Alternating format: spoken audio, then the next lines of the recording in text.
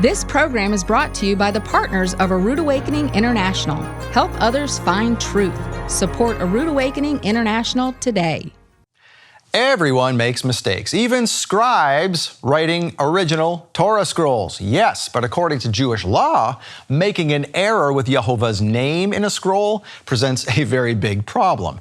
Nehemia Gordon presents why such strange things were done to ancient scrolls in an effort to keep the name of YeHoVaH sacred. Because it's the end of the sixth day, the sun is set, and this is Shabbat Night Live.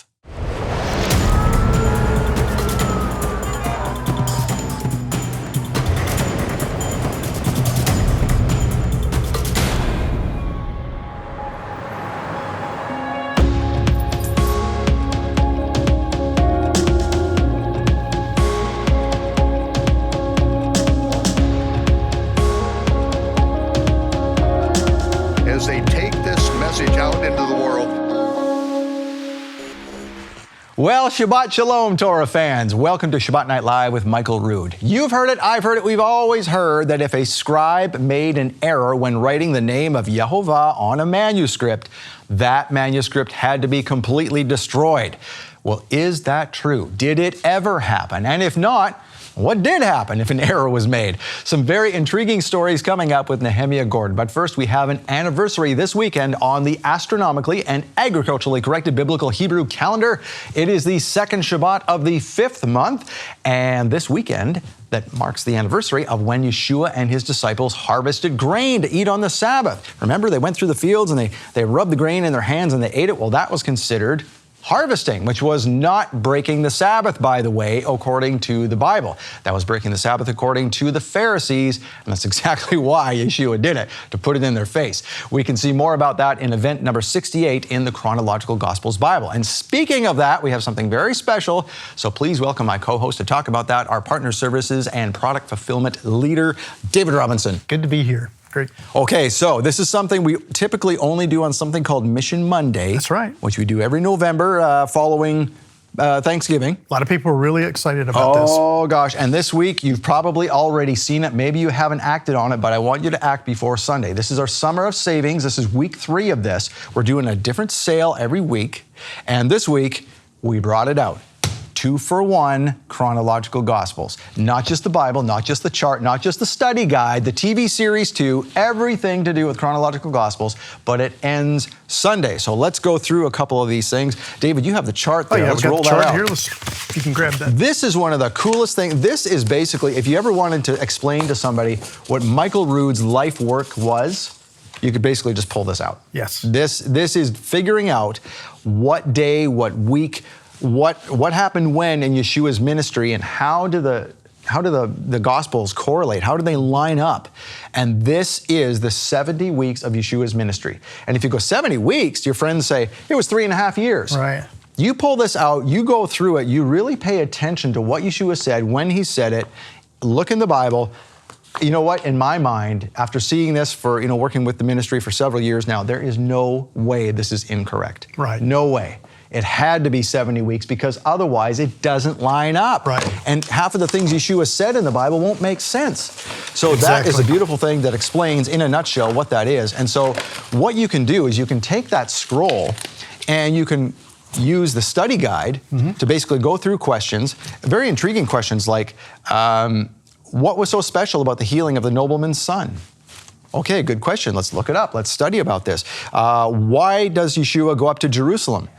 So all these really intriguing questions that are really great for a Bible study group. If you have an V fellowship, right, David? Yeah, a lot of people in our V fellowships use the study guide. Right, so you use this, and the beautiful thing is all these things line up, they all fit together like a puzzle. That's so right. If you have the chart, the colors, all the colors you saw on the chart correlate with the colors and events in the Chronological Gospels Bible. It all matches up. So you know exactly what week something happen. In Exactly. fact, when we're putting together the calendar every year, the calendar that we just saw on the screen there, I play a big role in that every year, trying to make sure that things line up and all that kind of thing. And there's several on our team that make sure it's all right.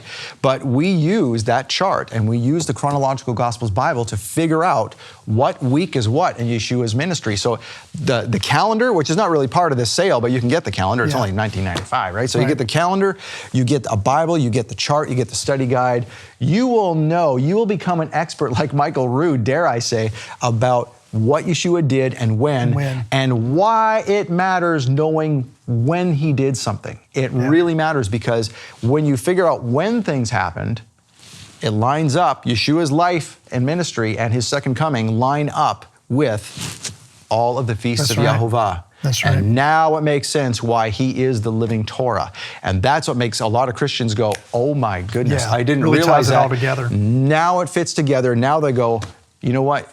You're right. This is our faith. This is when the lights come on to realizing what your faith is really all about. It's Yeshua is the Torah. He is the feast. The living Torah. Yeah. And for you people who have very good eyes, we have the small edition here.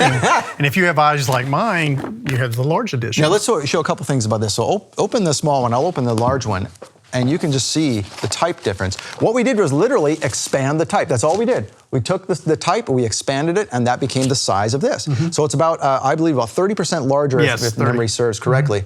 But another beautiful thing about the large one, watch this. I mean, the beautiful thing about that one is you can carry it around with you, you can put it in a bag or something like that. But this one, you can set it down, make a lot of noise in the process, but I didn't mean to do that. But it sits open like this. So if you're teaching at a pulpit or a lectern or something like that, you can leave it open, and the pages are heavy enough that it just sits there. It does. Which is a beautiful thing for teaching. So you can get these. Any one of these, they're all buy one, give one. It's not a buy one, get one. It's buy one, give one. We want you to give one away, especially if you already have one. So any of these items, buy one, give one. The study guide, any size of the Bible, the Chronological Gospels television series, which we never even got into, but you know all about that, plus the chart as well. Anything, and that's this week only, open only until Sunday. I was going to say open until Sunday. Well, the sale is open until Sunday, and then it's gone, right? All right, so that is happening until Sunday, but tonight you're going to see a little bit of Manuscript Mysteries, Episode 2. This one is called Removing God's Name. Check this out. So I went looking for it, and I found it. And here's a scroll that has it. Now I found it in numerous scrolls, more than I can count. But here's an example where they cut God's name out, not to disgrace it or to desecrate it, but because it was too holy to destroy. And then you say, so that's not destroying it? No, not at all, because they kept that little piece of parchment. Oh. And we're told in medieval sources what to do with that piece of parchment. You take glue, literally glue, put it on the back of that little piece, right? It's a single word piece of parchment. And you can do two things that I know of, at least. One is you stick it onto the side of the ark, which is the cabinet in which you keep a Torah scroll. I haven't found any examples of that, but it's mentioned in the ancient medieval literature. The other thing you can do is you glue it to the back of another Torah scroll. And I found 2 examples of that so far, where there's just a word glued on the back of a Torah scroll, and it's the name of God. Wow. Pretty cool stuff. That is very cool. I had no idea that was done. So we are now destroying sacred cows, as it were. Well, what we're doing is correcting an error in the text by not defacing God's name based on this rabbinical interpretation, which I don't agree with, right? But the way they read Deuteronomy 12:3 and 4 is it's forbidden to erase God's name even when it's a mistake. Okay, in that case, preserve that word. Don't destroy the word, but cut it out and put it somewhere else. You got to remove it from the scroll because it's an error. And even celebrating it at that point, really, to put it on the back of a scroll, or preserving it in a holy way where God's name won't be stepped on or destroyed. Okay, so there you go. An example that Nehemia gives of what to do if you mess up the name of YeHoVaH or put it in the wrong place. What do you do to correct the scroll and yet not disgrace his name? That's right. Very tricky process. It is, and he goes into a lot more in this. It's really good. So now, David, we have the love gift in front of us. You get all kinds of great gifts if you want to give $100 to the ministry or $300 to the ministry. But tonight, I want to tell you about this teaching, because if you haven't got it yet, please get it. And I'm not saying this just because this is a fundraiser for the ministry. This is probably something one of the most really important love gift teachings we have. Yeah, it is, yeah. And it really is. Good, I can't even hang on to it, so good. It's called The World to Come. We call it The World to Come because this is a message that I had an interview with a Holocaust survivor. And she is saying that what you saw in the Holocaust, the same type of things are happening with the government, with the medical community, and how they collaborated. You know exactly what I'm talking about in the last 18 months or so. You need to know what's going on here and what's coming up next. That's why we call it the world to come, because I don't know if anybody's going to be able to stop this. You need to be warned what's coming up next. We put it on DVD or Blu-ray. We didn't dare put it on YouTube. We didn't dare put it on Facebook. We would be torn down so fast. It would be gone quickly. If someone saw this. So we're giving it to you in secret. Okay, this is a dire warning for you. It's something you can pass on to your friends, and it's also a donation to the ministry to help us keep giving you important messages like this. Pass it to friends. Do whatever you can do. That's why we're putting it on DVD. Something it's not subject to fact checkers. Okay, so that's why we're doing it. All right, thank you for joining us today, David. You betcha. All right, Nehemia Gordon explains why strange things were done to ancient scrolls in an effort to keep the name of YeHoVaH sacred. Very interesting, very creative stuff. Manuscript Mysteries, Episode 2 is coming up. Stay with us.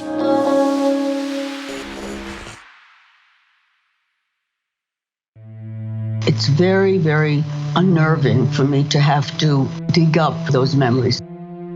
Every month, Michael Rood gives you a special teaching when you donate to our Love Gift program. This month, we are offering a teaching unlike any other. It is a history lesson, and it's a warning for your future.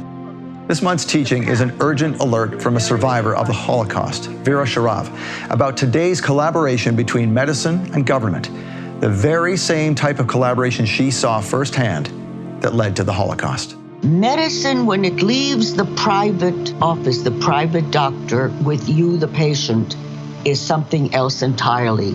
It is weaponized, and it has been weaponized. That's what the Nazis did. And to a great extent, this is what's happening now. The World to Come with Holocaust survivor Vera Sharav will never be on YouTube, and it can never be broadcast. But it is something you need to hear. That's why we're offering it as a gift, as a DVD or a Blu-ray, something you can play over and over again in the privacy of your own home with no one censoring the message. And the only way we can do that is with funding from your donations. So with a donation of $50, we'll send you The World to Come as a gift. If you'd like to help the ministry further with a donation of $100, we'll send you The World to Come and a challah bread cover made of silk and embroidered with pomegranates. Or as a special offer for a donation of $300, we'll send you The World to Come, the challah bread cover, and this wonderful key holder with precious stones from Israel. It's a blessing for everyone who enters your home. Along with these beautiful gifts, this teaching, The World to Come, may be the most important love gift we have ever offered. You can call us to receive this gift at 888-766-3610. You can order by mail by using the information on your screen. Or you can get your gifts online at monthlylovegift.com.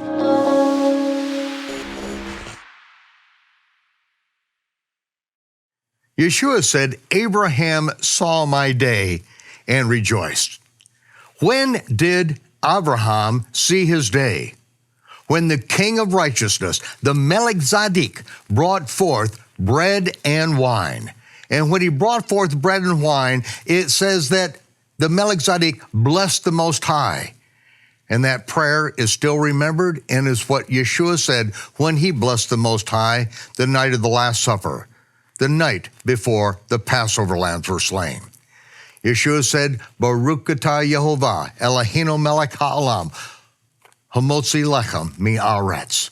This broken bread represents my broken body which is broken for you. By my stripes you are healed. Do this as often as you do this in remembrance of me. And then he took the cup. And in the words of the Melchizedek, he blessed the Most High. Baruch atah YeHoVaH, Eloheinu melech ha'olam, Borei pri hagafen. Blessed are you, YeHoVaH, our God, King of the universe, creator of the fruit of the vine. And Yeshua said, this represents and has represented from the time of Abraham the renewed covenant. My blood will purchase for you. As often as you do it in remembrance of me.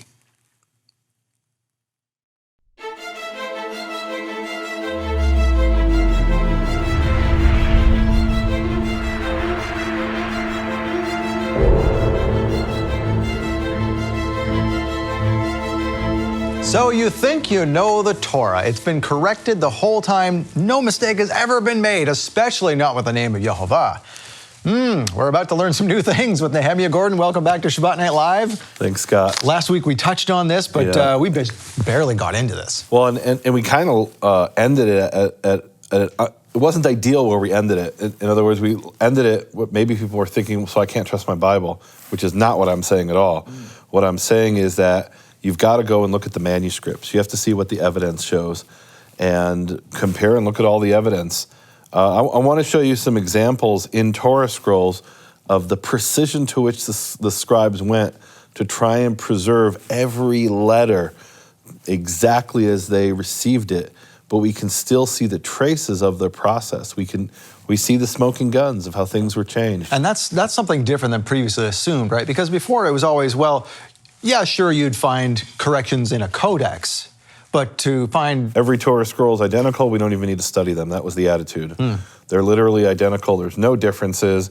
And then we see things like spaces between verses. Some Torah scrolls have dots between verses. We've even found Torah scrolls that have vowels and accents. We found all kinds of things that aren't supposed to exist, but they do exist. They're rare, but they happen. And it doesn't change anyone's faith. I mean, it doesn't really... It just strengthens my faith, because now I get back to the sources and I say, okay, the Jewish people who, and I'll show you a Torah scroll from the 13th century, that in the year 1349, the Jews who used this Torah scroll were martyred for their faith. They died clinging onto the Torah scroll.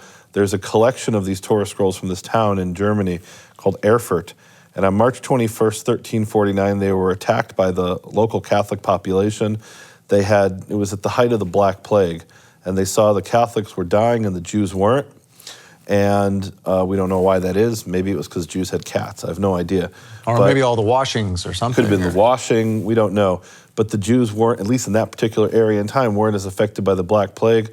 The Christians, or the Catholics, became convinced the Jews are poisoning the well. That's why they were dying. They didn't know it was coming from the fleas that infected the rats. So they blamed the Jews. They went and attacked them. And these Jews held on to these scrolls in their dying moments. There's some of these scrolls from Erfurt that have burn marks on them. There's a prayer book that was open at that time that has blood on it, according to some scholars. This was discovered in the 19th century when the scholar went to Berlin, where it was held at the time, to study one of these. It's a codex in that case. And he found there were blood stains on these Hebrew manuscripts taken from the Jews in 1349. But we can see the traces, not just of blood, we can see the forensic traces of how they corrected and fixed the Torah scrolls and changed them. So let's have a look here. This is an example which shows the level of precision the scribes went to. It's Genesis 33:17, and we have what are called matris lectionis, or I call them vowel helpers.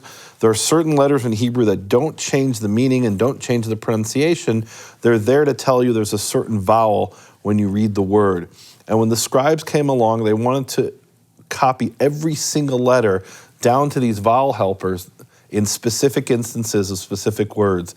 Just to give you an analogy, in English we have standardized spelling, but you can spell the word color O-C-O-L-O-R or C-O-L-O-U-R. It doesn't change the meaning. It tells you, are you from England or are you from the United States? Well, imagine if in every instance of every word they said, well, that time you spelled it with the U and that time you didn't spell it with the U. That's what these vowel helpers are. So here we have the word Sukkot, which is both the name of a city and a booth. And you can see the first time in a single verse it's spelled without the Vav, and the second time it's spelled with the Vav. And doesn't change the meaning. It doesn't even change the pronunciation, but the scribes wanted it preserved exactly as they received it. So if you look at virtually, and I'm going to add the word virtually, which I wouldn't have said before. I would have said every Torah scroll in the world. Now I'm going to say virtually every Torah scroll because I haven't checked every one.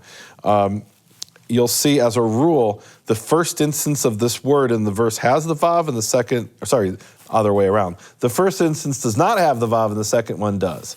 The one on the right doesn't, the one on the left does.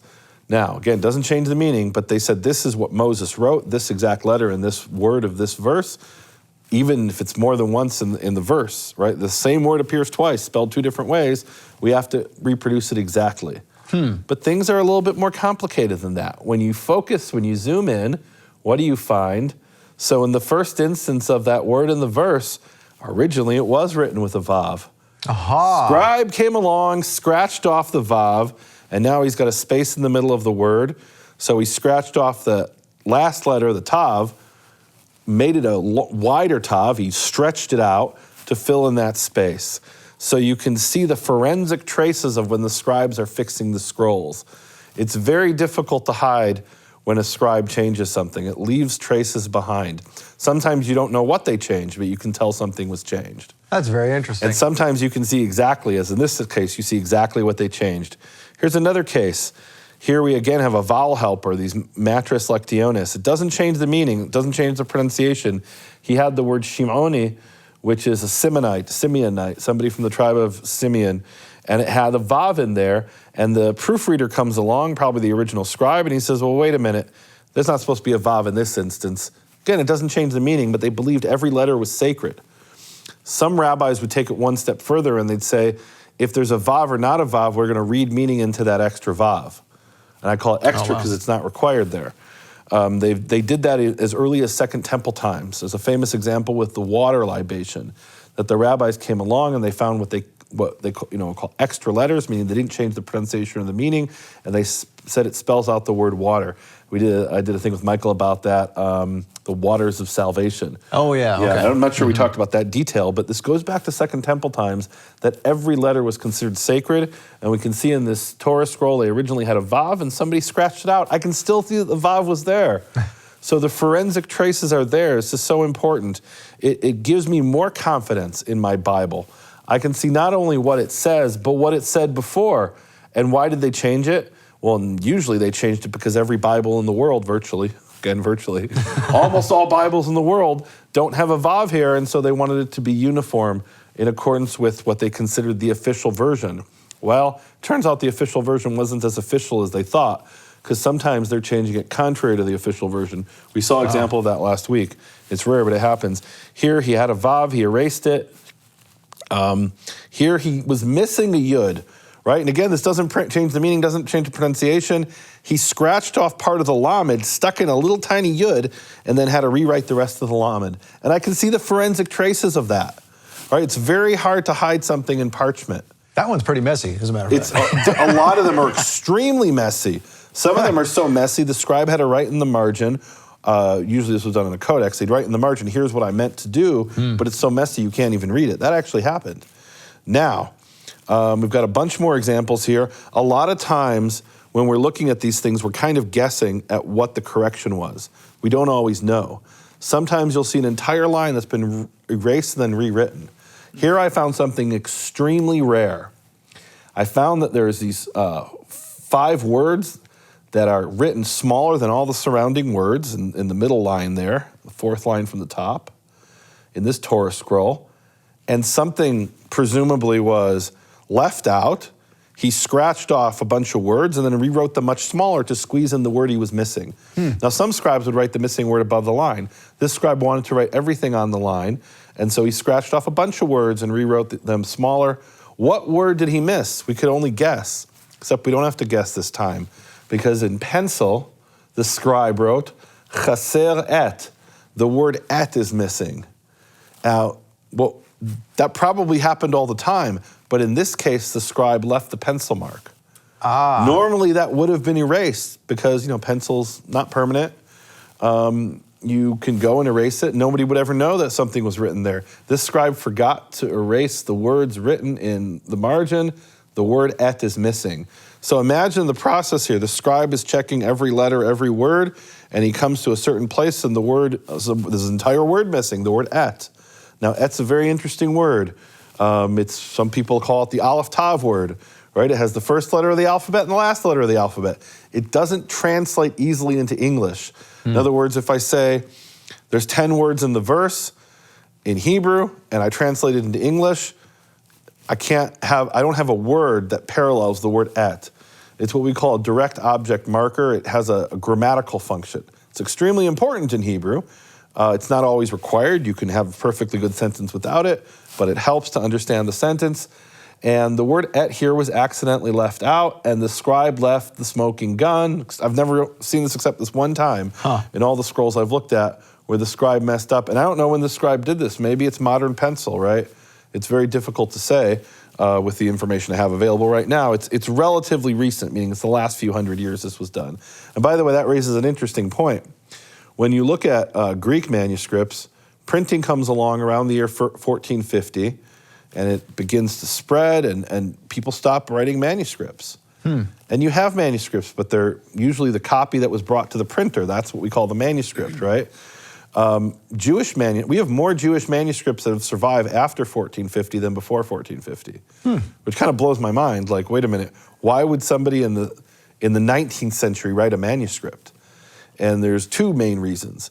One is that they could have lived in a country where they didn't have printing. Like the Jews of Yemen, when they came to Israel, they basically came out of the Iron Age, right? They didn't have a printing press in Yemen when the Jews came to Israel around 1950. They airlifted the Jews from this backward country to the land of Israel.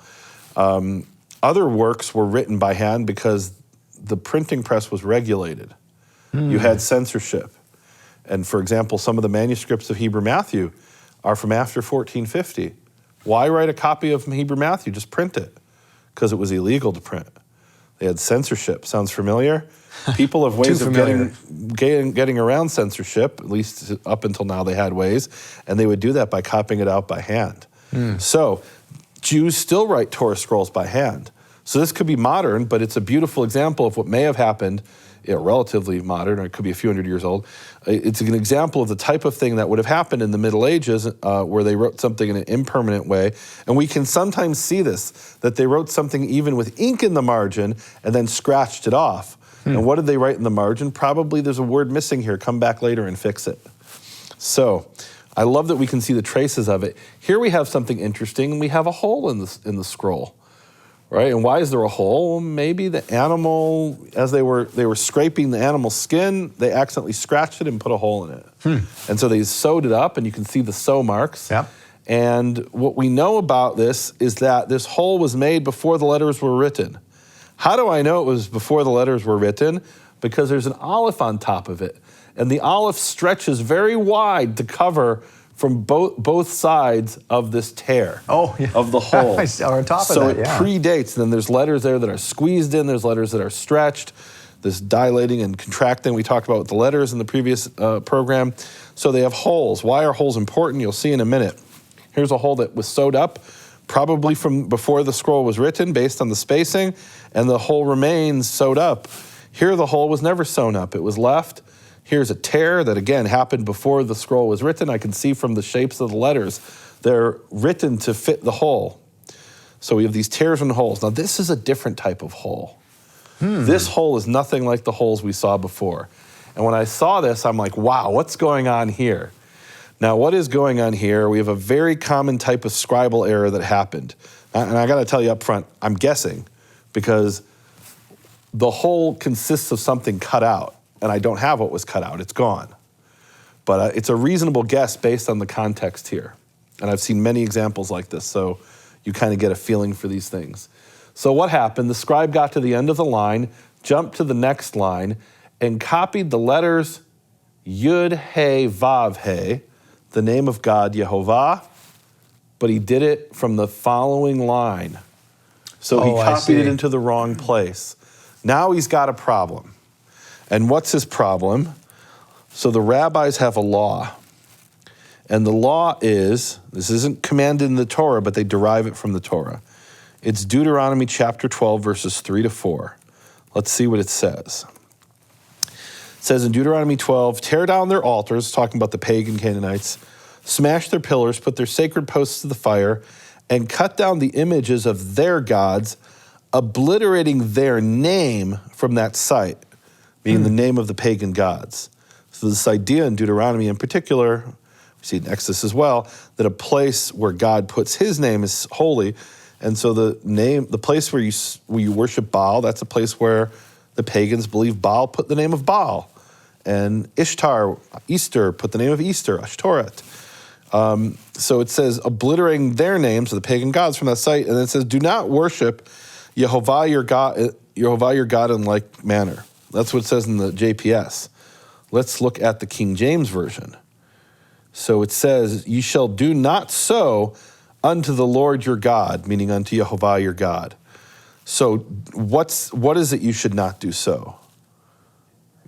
And it's not entirely clear if you just read verse 4. You might say what you're not supposed to do is, what I would say, is don't build high places to YeHoVaH like the Canaanites built to their gods. But the rabbis say, no. When it says do not do so to YeHoVaH your God, what it means is destroy the names of the pagan gods, don't destroy the name YeHoVaH. And they derive from this a rule: it is forbidden to erase God's name, even if it's written by mistake. And what do I mean by erase God's name? How do you erase a name? We saw how you erase other words in the previous program. You take a razor, a knife, and you scratch it off the surface, right? We even saw some examples today where you scratch it off. So that's forbidden in rabbinical law. So now the rabbis have a dilemma. What do? They accidentally wrote the word YeHoVaH from the following line on an earlier line. There's an extra instance of YeHoVaH. We got to fix it. How do we fix it? And this is where I was told, if that never happened, then it happened. It was completely removed. It was cut out of the scroll. Nonsense. That one word was cut out of the scroll, not the whole column. All right, not the whole sheet. Because I'd heard if they messed up the name of YeHoVaH, they'd have to destroy the whole scroll. No, but that's not true. Utter nonsense. In fact, it's here's where it comes from. There's something called a mezuzah, which is what you put on the doorpost. Mm-hmm. And there's phylacteries, which are Yeshua mentions phylacteries, right? It's the thing the rabbis wear on their forehead and on their hand, right. And it has tiny little scrolls in it. And those have to be written sequentially. And what do I mean sequentially? It's actually kind of like a magic amulet, to be honest. Okay. So you write the first word, and then you write the second word, and you write the third word. Well, what if I forgot the second word? Okay, no problem. I'll scratch off the third word and write the second word and third word, right? You can do that. But what if one of those words is YeHoVaH? Well, now I'm done. I can't erase YeHoVaH. So if you do it in phylacteries, you're done. You got to start over. But it's only a paragraph. This Torah scroll is, this particular one is 50 sheets, right? That's like 25 sheep. I'm assuming it's, or cows in this case, right? 25 cows, right? Each half of the cow is one of the sheets. 25 cows or bulls donated the sheets for this Torah scroll. And when they made a mistake in the word YeHoVaH, they took a razor and they cut that word out. Now, I had been in conversations with scholars about this, and I'd heard about this, I'd read about it. I said, can you show me an example? And they said, well, no, we don't have any examples. I've seen it, but I don't know any examples. I said, tell me the library. I'll go to that library and I'll find it. If you say you've seen it somewhere. One scholar said to me, I have no idea. I've seen hundreds of scrolls, thousands of scrolls, don't know where. So I went looking for it and I found it. And here's a scroll that has it. Now I found it in numerous scrolls, more than I can count. But here's an example where they cut God's name out, not to disgrace it or to desecrate it, but because it was too holy to destroy. And then you say, so that's not destroying it? No, not at all, because they kept that little piece of parchment. Oh. And we're told in medieval sources what to do with that piece of parchment. You take glue, literally glue, put it on the back of that little piece, right? It's a single word piece of parchment. And you can do two things that I know of, at least. One is you stick it onto the side of the ark, which is the cabinet in which you keep a Torah scroll. Mm-hmm. I haven't found any examples of that, but it's mentioned in the ancient medieval literature. The other thing you can do is you glue it to the back of another Torah scroll. And I found two examples of that so far, where there's just a word glued on the back of a Torah scroll, and it's the name of God. Wow. Pretty cool stuff. That is very cool. I had no idea that was done. So we are now destroying sacred cows, as it were. Well, what we're doing is correcting an error in the text by not defacing God's name based on this rabbinical interpretation, which I don't agree with, right? But the way they read Deuteronomy 12:3 and 4 is it's forbidden to erase God's name even when it's a mistake. Okay, in that case, preserve that word. Don't destroy the word, but cut it out and put it somewhere else. You got to remove it from the scroll because it's an error. And even celebrating it at that point, really, to put it on the back of a scroll or so. Preserving it in a holy way where God's name won't be stepped on or destroyed. That's amazing. Okay, Nehemia, would you hang on with us? Absolutely. Okay, we'll be right back. All right, so thank you for hanging on with us as well. This is fascinating information. I'm learning about some things. I'm hoping you are too.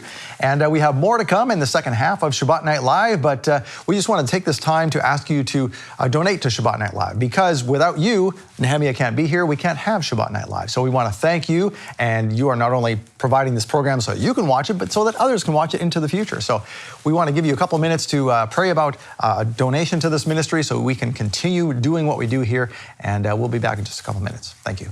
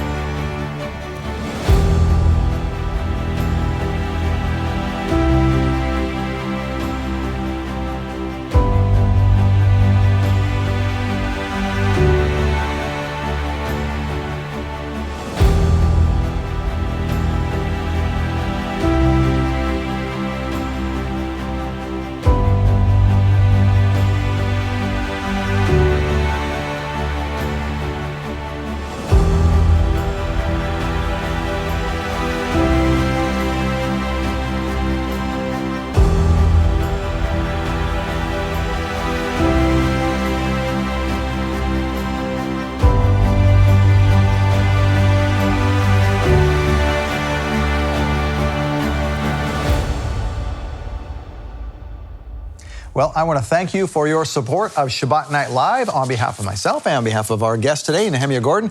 Now, Nehemia, we were talking before the break about cutting out the name of God if it was not supposed to be there, and actually celebrating it by putting it on the back of a Torah scroll or on the cabinet of another Torah scroll on the Ark. The Ark, thank you, the name of the Ark. But we have celebrated it on lots of things at a Rood Awakening. We love this.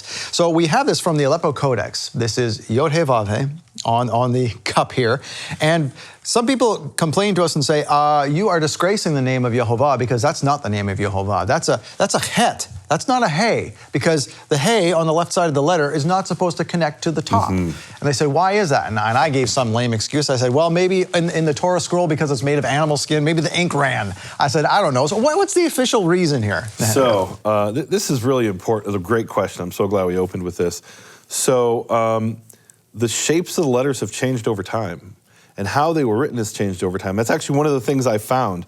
There's this one particular Torah scroll that I've been studying that was written in the 12th or 13th century, and it was written with the connected hey. Okay. Now, this mug, and I got to say, I was talking to this man, this great scholar, brilliant man from Germany, and somebody had sent him Michael holding up this mug, and he was very upset. And he turns to me, he says, Nehemia, only an American would put God's name on a mug. So, look, I'll let you guys decide. Maybe true. Okay, I don't know. I don't know if it's only an American. I think look, this is an old issue that's gone on. There's this document that a scholar from Italy was telling me about, where the Jews of Rome wrote to the Pope, and they said, you guys are disgracing God's name by speaking it. Because from the rabbinical perspective, it's a disgrace to God's name to speak it. I know that Michael put it on this mug to honor the name, right? Instead of picking up the mug and saying, the Chicago Bears. I get to think about that while I drink my coffee. You think about the beautiful, glorious name of YeHoVaH. So if you don't feel that that's honoring, don't buy the mug. Don't get a mug. I mean, it's as simple as that. So what Michael did was kind of beautiful. He took the Aleppo Codex, and I assume somebody did an outline of it, right? Because it's not we black. Literally scanned it. Yep. Okay, you scanned it. All right. So they took the Aleppo Codex, and you took YeHoVaH from the book of Ezekiel in the Aleppo Codex, the name YeHoVaH, as it appears there. So this is how the scribe of the Aleppo Codex wrote the letter He in the 10th century. So this Torah scroll I've been studying, it was written in the 12th or 13th century, and he wrote the He the same way as the guy of the Aleppo Codex. But it's a Torah scroll that wasn't taken like we looked at another one where there was a massacre of the Jews, and in 1349 it goes into Christian hands and is preserved in a monastery. This other one was used by Jews throughout the century. And some Jew came along and asked the same question as the people who asked you about this He. They said, well, why is this He connected? And this was every He in the Torah scroll. So they hired a scribe whose job it was to go through the Torah scroll with a razor, with a sharp knife, and scratch off the connection of the He to the roof. Now, let's back up. The shapes of letters change over time. So when the scribe of the Aleppo Codex around the year 925 wrote these He's in the Aleppo Codex, almost every He in the Aleppo Codex looked like that. It was connected to the roof. Occasionally it's not connected because he's in a hurry, but it was meant to be connected to the roof. The Chet looks completely different in the Aleppo Codex. I shouldn't say you can't confuse them because you can always confuse things, right? But it's not easy to confuse a He and a Chet in the Aleppo Codex. The Chet, which is a letter that and look, I had a modern Israeli say to me, why does it say Yud Chet Vav Chet instead of Yud He Vav He? This is how it was written in the Aleppo Codex, right? It's considered the most accurate, precise Bible in the world. 1,000 years ago, Maimonides tells us Jews used to come from all over the world. And he says used to. It's something that in his time even, it is something they had done 100 or 200 years before. He said Jews used to come from all over the world to check their Bibles against the Aleppo Codex. Oh, wow. Yeah, and we have Bibles that are written and it says checked against the Aleppo Codex. It didn't call it the Aleppo Codex, it called it the Crown. It was known back then as, in the Arabic name, they used El-Taj, in Hebrew Haketer, the Crown. Right? It was the quintessential, the most accurate Bible that they had, and that now we looked at examples where Torah scrolls were corrected according to a different version, right? So we have what's called the Tiberian version, which is the Aleppo Codex. There was another version in Europe. Jews had a version of the Bible that was slightly different. There was different wording with different letters in some places. It wasn't major differences. Didn't change the fundamentals, which is that, Shema Yisrael, YeHoVaH Eloheinu, YeHoVaH Echad. Hear, O Israel, YeHoVaH is our God, YeHoVaH is one, right? That didn't change. It didn't say, thou shalt commit adultery. It still said, thou shalt not commit adultery, but maybe the word adultery might have been spelled well, there it wouldn't have made a difference, but certain words might have been spelled slightly differently. So this is what the He looked like, right? Now, you could say, oh, write it in modern Hebrew font. Okay, go ahead and write in modern Hebrew font, right? It's a font that, we have fonts that were created in the 20th century that are very beautiful. This is what the font looked like. I use the word font, right? But it was handwriting. This is what the handwriting of the Aleppo Codex looks like. And it was very common to, that the He and Chet were easily distinguished. There was no problem.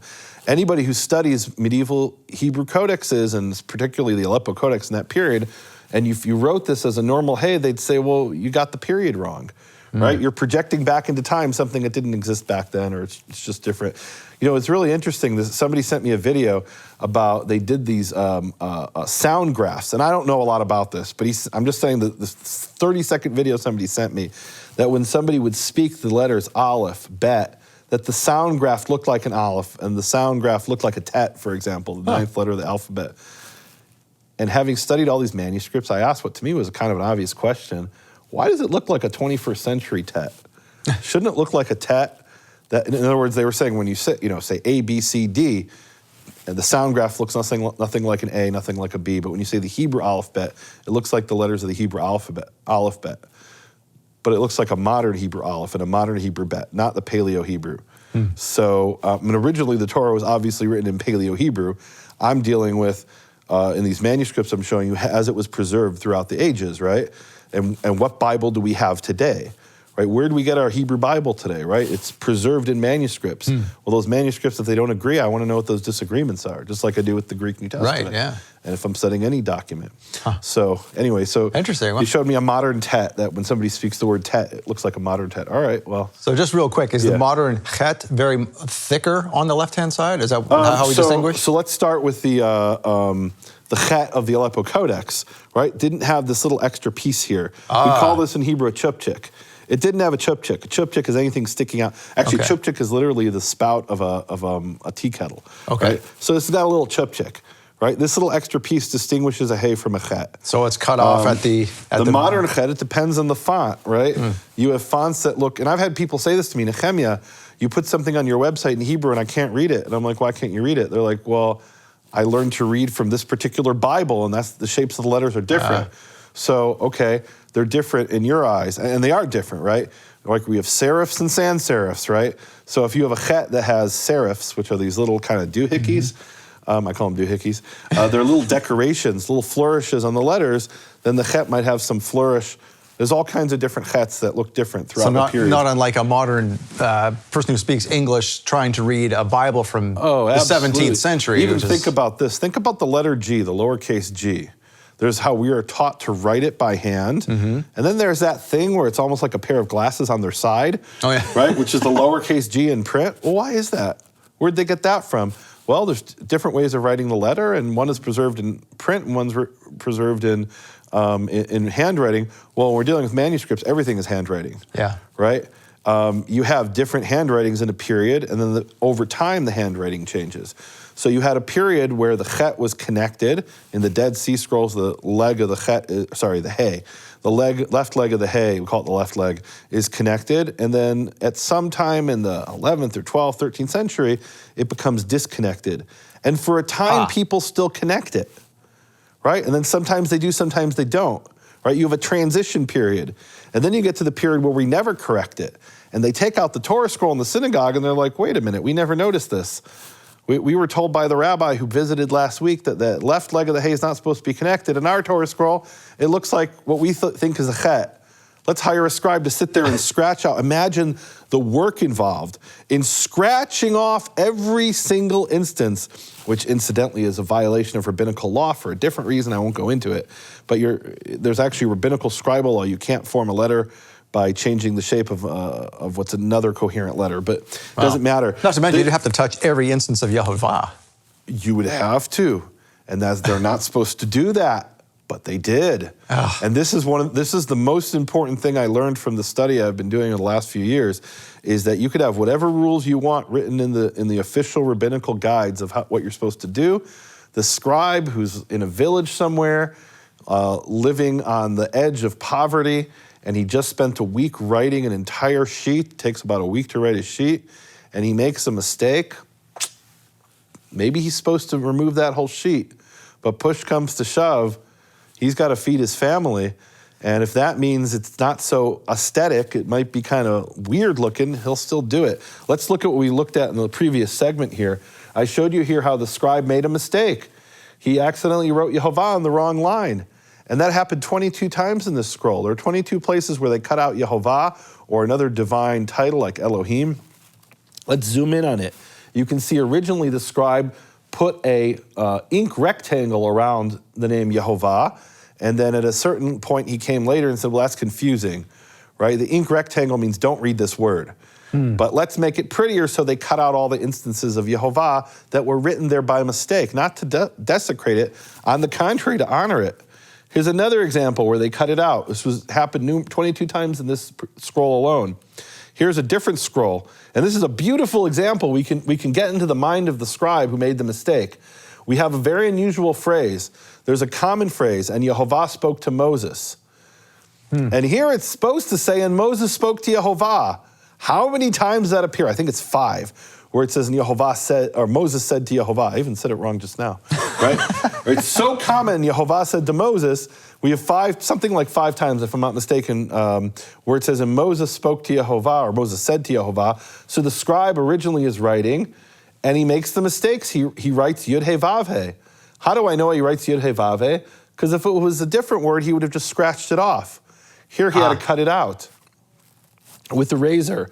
And then he does something he didn't do in the previous scroll. In this scroll, he takes a patch, slaps a patch on the back, and writes the word Moses over the patch. Right? So you can see the process of what's happening. Now, somebody might say, wait a minute. The scribe originally wrote YeHoVaH. How dare he remove YeHoVaH's name? Well, he has to. YeHoVaH's name's not supposed to be here. Otherwise, you have YeHoVaH said to YeHoVaH. It doesn't make any sense, right? God's talking to himself. God's talking to himself. Well, and maybe you can come up with some theology of how that works. But in every other Bible we have, and I want to say virtually, because I haven't checked them, virtually every other Bible we have, it says, and Moses said to YeHoVaH, so that's what we're expecting. In this case, the corrector found an actual mistake. Happens all the time. Mm-hmm. It's so common that there isn't a single page of the Aleppo Codex where there isn't a mistake that's corrected. Not a single solitary page where somebody didn't correct a mistake in the Aleppo Codex. Good to know we're all human. Yep, we all are all human and human. Here's an example where the scribe was supposed to write the word. He's listing the tribes, Reuben and Simeon and Levi, and he's supposed to write Judah. And he does write Judah, but after cutting something out. And what did he cut out? We can only guess, but presumably he wrote YeHoVaH, because that's what's usually cut out. Now, how did he make the mistake? Because YeHoVaH is graphically similar to Yehuda, to the word Judah. Ah, yes, because the Dalet is like a hey. Right, so you're looking back and forth, and you're used to writing YeHoVaH all the time, and you accidentally write YeHoVaH instead of Yehuda, because graphically it's very similar. Here's another case where I put a light behind the scroll and was able to show that it was a patch. I mean, I could see it for myself, but I wanted to show in the photo that there was a patch there. Okay, let's go past this. So here we have an example. This is a beautiful thing here, a beautiful illustration of the issue, where the scribe in Exodus 5:22 originally must have written something like, and YeHoVaH said, instead of Adonai said. Now, how did he make that mistake? Because the tradition is when you see the letters Yud, He, Vav, He, you pronounce them as Adonai. And so in his head, he's saying Adonai, and when he wants to write Yud, He, Vav, He, and maybe even with his mouth, he's saying Adonai, and so he writes Adonai instead of YeHoVaH. How do I know that's what happened? Because he cut something out here. And it could have been that he wrote, and Moses said, right? We don't know. We don't have what he cut out in this case.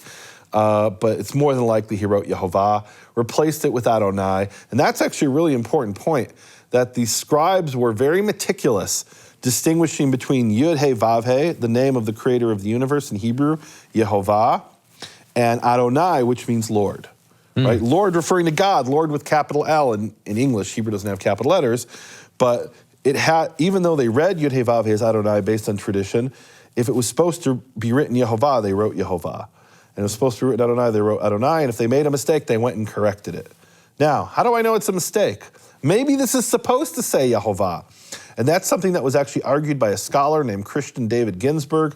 He was a scholar in the 19th century, one of the great scholars of the Hebrew text of the Bible. He was actually a Jew who converted to Christianity.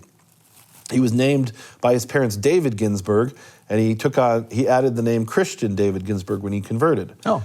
And he became one of the great scholars of the Hebrew text of the Bible. To this day, he studied in Orthodox Jewish programs. They study his works. Not what he said about Christianity, but what he said about the Hebrew text of the Bible, because it's still the best thing that's been done, right? It certainly is the scope of what has been done, what he did has been unparalleled, right? You can find mistakes in him, you can correct him, but you still start with Christian David Ginsburg because he just had this incredible, voluminous work that he had done.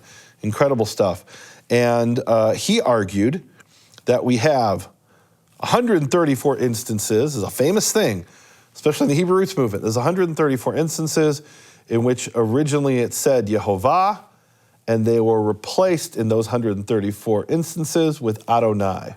Huh. And I have argued against this vociferously and vehemently and said, no, there's no evidence for that. Ginsburg made that up. It's a lie. There's no proof that originally it said YeHoVaH in those 134 instances. It wants to say Adonai, it knows how to say Adonai. And Scott, in the next program next week, I'm going to show evidence that I was wrong. Oh, God. Well, okay, well, hang on to that. I don't think we're going to be able to get to it today, but we'll touch upon maybe a bit. We only have a few minutes left. And I can't say in all 134, okay, but I can talk about one place where, and maybe even a few others, where maybe they originally did say YeHoVaH. I'm not throwing out what the Hebrew Jewish scribes did. I still trust them. They've preserved our Bible. But there are other scribes who are also Jewish Hebrew scribes. I'm not making this up, right? Wow. This was my problem with Ginsburg. I didn't see the evidence. Now I've seen the evidence in the Hebrew manuscripts. So it's not that I'm speculating it should say YeHoVaH. I actually have manuscripts where it says YeHoVaH in some of these instances. Okay, well, hold on to that. And this completely changes the game. We'll hang on to that for the next episode. But before we go, you wanted to mention something about John 17. What is that? Okay, I'll do this really quick. Okay. I did this teaching with Michael, and I talked about how I looked at Delitzsch's translation into Hebrew from the Greek of John 17, and he uses this word repeatedly about the word forgive, give, give, give. And in that teaching, I said, and there's another word. And I went back because I thought, did I say that? I meant to say there's another word, not the word Delitzsch used in Hebrew to translate the Greek. Did I remember to say, because I have like a minute now, right? Did I say another word? And I actually had an independent person go and watch the video, and he found me the time code where Nehemia, you did say the words Delitzsch, you talked about Delitzsch, and I said, and there's another word in Hebrew, right? So Delitzsch used the word for give throughout John 17. The word he used is natan, which is natati, I gave, natata, you gave. But there's another word that could be used in Hebrew, a word that's common in Aramaic, rare in Hebrew, but it appears in Hebrew. It's the word we have in Hava Nagila, which means literally give song, or give, let us sing, right? Hava Nagila, Hava. Yep. So Lahav, YeHoVaH, YeHoVaH means to give. That's written with a bet, not with a vav like God's name. But what I argued is there's a play on words in John 17, perhaps in the original that Yeshua spoke, not in Delitzsch's version, because Delitzsch's version uses Natan, but as I said, there's another word in John 17, there's another word that could have been used in John 17 in the original that Yeshua spoke, that I don't have that version, but it's possible that these 17 times he talks about give, give, give, give, give, 17 times. He's using the word Yahav as a play on words with YeHoVaH. And then in John 17, 6, 11, and 12, and 26, go look at those verses. He has this idea of manifesting the name of the Father, and that might be tied into this other word for give that he may have used, which is the word Yahav, related to YeHoVaH in sound, not in grammar. Wow. I wish I had more time to talk about go study it for yourself. Yes, we'll have to replay this and go study it for yourself. If you want more of Nehemia, you got it. You want to come back next week? Absolutely, let's do it. All right, until then, Shavua Tov. We'll see you next week on Shabbat Night Live. Shalom, Torah fans. Give this video a thumbs up and share it with a friend. Tap the subscription button and the bell icon. And I promise to update weekly with in-depth biblical research. Be sure to download the new michaelrood.tv app for both mobile and home devices for even more commercial-free content.